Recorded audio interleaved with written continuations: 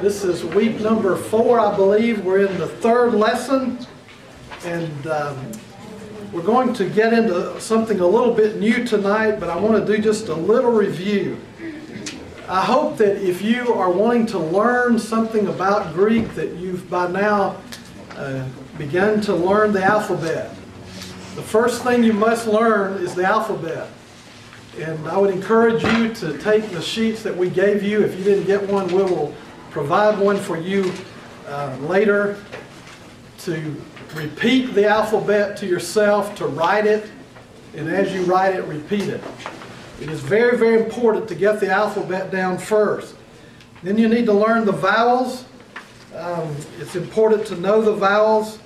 And then, of course, you need to know the diphthongs, and we'll get to that again in a few moments. Let me say something about the vowels. There's some discussion about how the vowels are to be pronounced.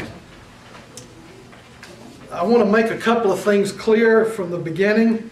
Number one, when you leave this class, when this class is over, whether it ends this quarter or whether we go another quarter, you probably will not be a Greek scholar. I know that disappoints you, but you probably will not be. I want to be very clear. I do not consider myself a Greek scholar. I've had some Greek. I've taken a number of classes, but it's been a number of years ago. I've tried to keep up with it through the years. I haven't always kept up with it the way I want to. I've had some new challenges placed in front of me in recent years, and I'm thankful for that. And so I love to study the Greek Bible, but I don't know everything there is to know about it.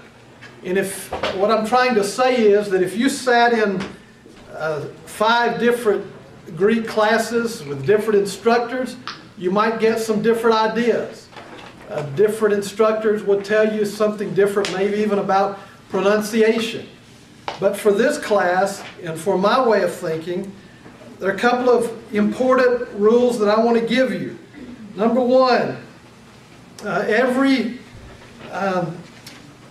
when it comes to the vowels, all of the vowels are always pronounced the same way. As a matter of fact, every letter is pronounced the same way.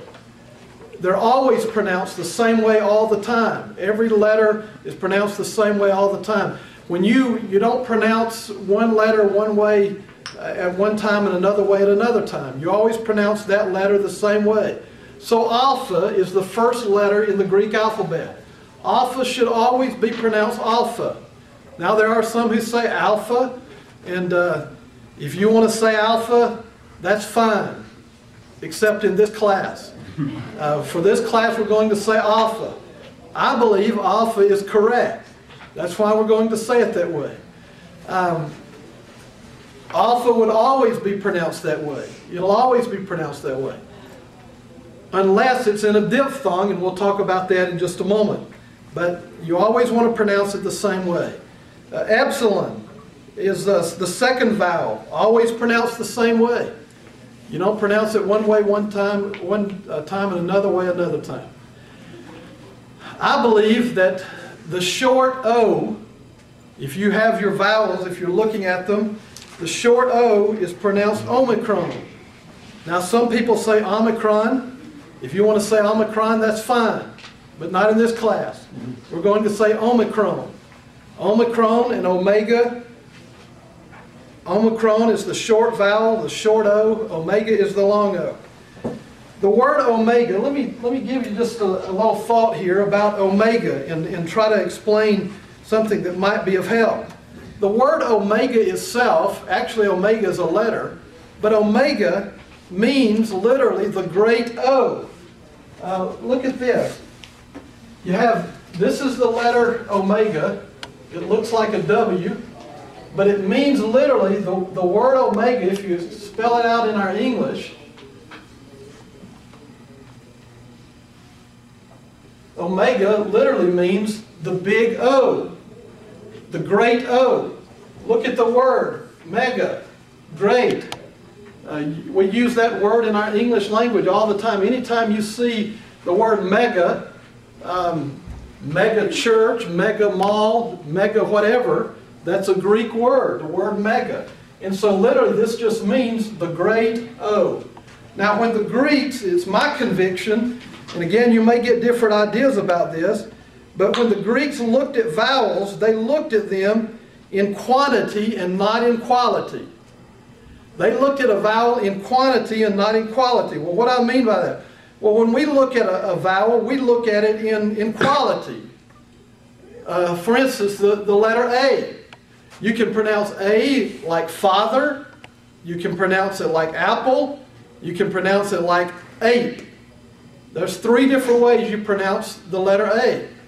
Well, when the Greeks looked at it, they didn't look at it in quality. They looked at it in quantity. They didn't change the sound of the letter. It was more like the length of time rather than the shape. They just held it out longer. So when they came to omega, they said the great O. And so it just, it had more to do with quantity than quality. Does that make sense? Does that seem to explain? You saying they held it longer, our long O sound, when it was omega? They stayed with it longer than they would with an omicron? They looked at it that way. They didn't even necessarily say it longer, but they looked at it more. What I'm trying to say is they looked at it in quantity rather than quality. They didn't change the sound that it made. But that word omega, that letter omega, means the great O. And so I don't think it was necessarily like they held it out, you know, intentionally, or they planned to hold it out a long time, like we might say, oh, like that. But it's just the great O. And so it was more about quantity than quality. Okay, so that's the letters always should be pronounced the same way, except in a diphthong. Now the diphthongs, as you know, and we went over this once, but let me review just a moment about the diphthongs. The diphthongs are when you put 2 vowels are combined to make one sound. When 2 vowels are combined to make one sound, it is called a diphthong. There are 7 diphthongs in the Greek language. You have the vowel alpha in iota. That makes the sound I. I. I want you to repeat this with me. I. Aye. All right, it's like, I don't want to confuse you, but it might help if I give you an English word, the word aisle. So it's I. Then you have epsilon iota, and that's A. Everybody repeat A. A. Like in the word freight, F-R-E-I-G-H-T. Third is omicron iota, and it makes the sound oi. Everybody repeat oi. Oi. Like in oil. Then you have the next one is alpha upsilon, and alpha upsilon, and it makes the sound ow. Everybody say ow. Ow. Like in cow. Then you have epsilon upsilon, and it makes the sound u.